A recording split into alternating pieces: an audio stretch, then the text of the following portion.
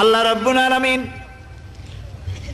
কোরআনে কারীমের ভিতরে নবীজির নাম একটি বারের জন্য নাম ধরে তাকে ডাকেন নাই, বরং তিনি বলেছেন তোমরা পরস্পর পরস্পরকে যেভাবে নাম ধরে ডাকাডাকি করো আমার নবীকে সেভাবে নাম ধরে ডাকবে না। আল্লাহ নিষেধ করেছেন আমার নবীর নাম ধরে ডাকবে না। সুবহানাল্লাহি ওয়া বিহামদিহি। এই পৃথিবীতে যত নবী আসছেন সমস্ত নবীরা হলেন এলাকা ভিত্তিক নবী, অঞ্চল ভিত্তিক নবী।